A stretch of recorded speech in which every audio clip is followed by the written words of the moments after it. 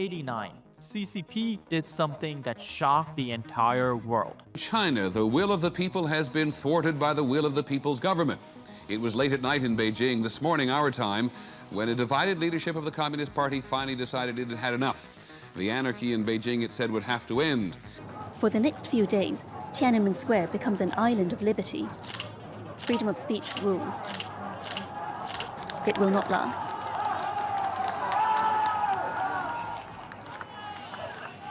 China's democracy protests were threatening the CCP's rule. It made them scared. So scared that CCP decided to launch an attack against its own citizens to silence the protesters. In the process, thousands of innocent Chinese students were killed and thousands more were wounded. Well, what if I told you that the situation in China is getting eerily similar to what happened back then? You see, a lot of us associate Tiananmen Square protest with the Tinanmen or democracy. But that wasn't what started the movement. In fact, it started because of economy and unemployment. More specific.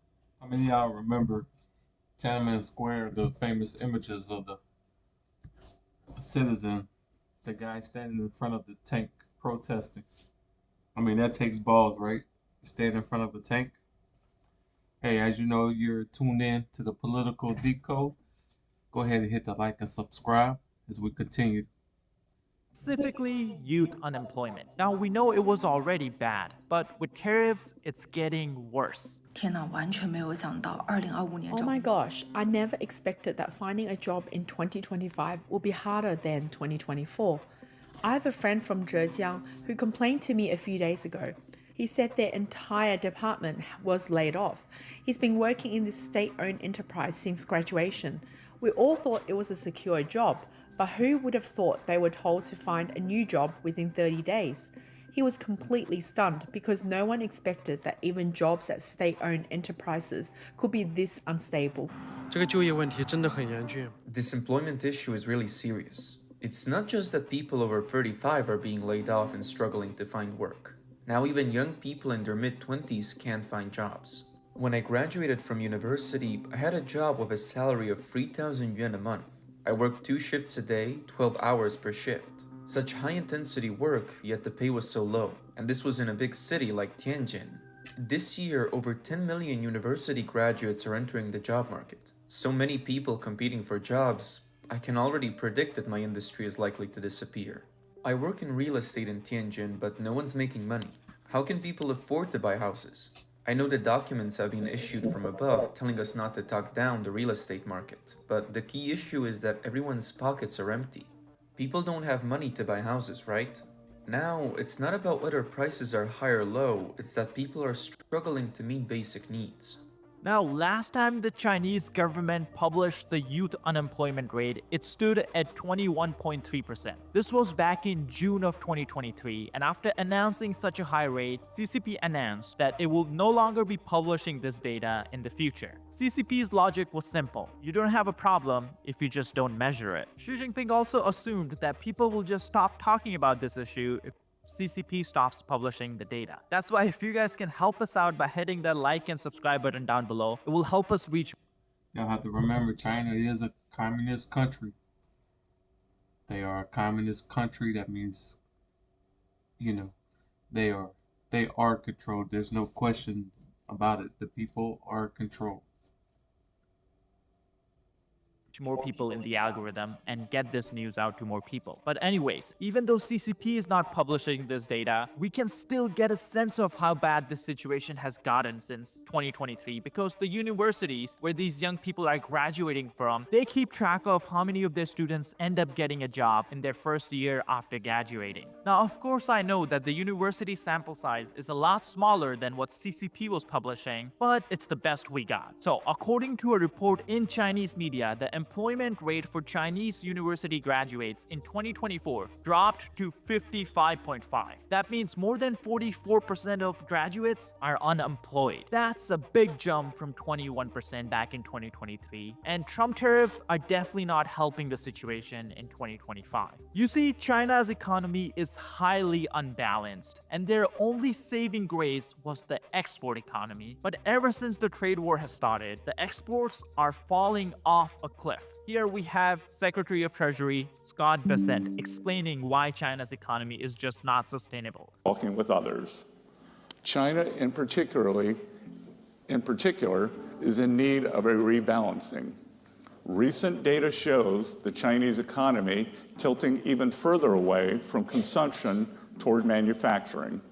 China's economic system, with growth driven by manufacturing exports, will continue to create even more serious imbalances with its trading partners if the status quo is allowed to continue. China's current economic model is built on exporting its way out of its economic troubles. It's an unsustainable model that is not only harming China, but the entire world. Most trading courses take your money, give you some lessons, and then disappear. That's not how we do things. We guarantee you will become a consistently profitable six-figure trader in 12 months. China needs to change. The country knows it needs to change. Everyone knows it needs to change, and we want to help it change because we need rebalancing too. China can start by moving its economy away from export overcapacity and towards supporting its own consumers and domestic demand. Such a shift would help with global rebalancing that the world desperately needs. Of course, trade is not the only factor in broader global economic imbalances. The persistent over-reliance on the United States for demand is resulting in an ever more unbalanced. Take a look at this chart. Here we have top 10 economies in the world, and we also have what part of their GDP is consumption. Consumption is basically you and me buying things. American middle class loves to buy things. That's why so many companies and countries want to sell their stuff here. Roughly 70% of American GDP is just consumption. Now you can see most of these top 10 economies, and all of them have above 50% consumption as part of their GDP, except one economy. That economy is China. Now, there are many reasons behind why Chinese consumers just don't buy stuff, but the big one is most definitely they don't have money. The economy is just not working for the Chinese citizens. But CCP cannot afford a recession. Let's go back to China in 1980s. Deng Xiaoping had just become the leader and he wanted China to get rich. He went to Singapore and he saw something that he loved. Singapore was a rich country and it had become rich in just one generation.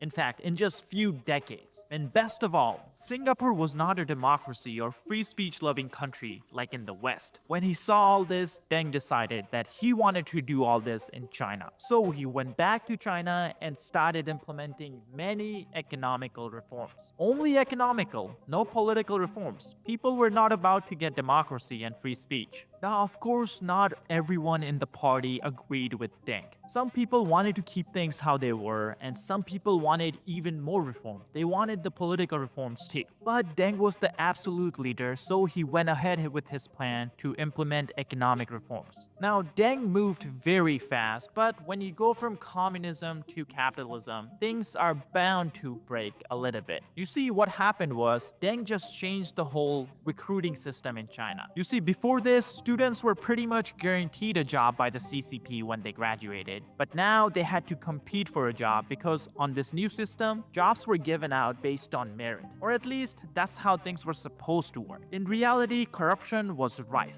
If your dad is a party official, you'll get a job, even if you're the dumbest person in a class. And if your dad is not a party official, you may not get an interview, even if you're the smartest person in the class. Clearly, you can see why some students felt like they got all the hard parts about the capitalism new system, but they were not getting the benefits. So students started organizing protests, but It sounds a lot like here in the U.S., right? There's always the disgruntled and the happy. You know, those same students, if they had a lot of money in their pocket living in the U.S., you know, they wouldn't be so disgruntled. You know, I think we're all unhappy when we don't have enough money to fill our pockets. I think we can all agree. But it's really about how you go about getting the money. You know, you can rob, steal, cheat, be crooked. If that's what you want to do, there's always that option, and jail is always the option too. So Work hard and you'll get there. This was in 1986. Slowly, these protests will go on to become the Tiananmen Square protests, where more than 1 million Chinese people showed up, asking for political and economical reforms. Now, of course, there's a lot more to the story about how we got to Tiananmen Square, but for now, I really wanted to emphasize that the whole thing started because of economic problems and unemployment. This is exactly why, ever since 1989, anytime CCP faced a recession, they just spend a lot of money to make sure they get through without many problems. On top of that, CCP also would use other countries' markets to make sure that the Chinese economy doesn't crash. Can you please just hear me out? No, I'll work management. Whether it's worth it for your home? Well, before you get quotes, there are three CCP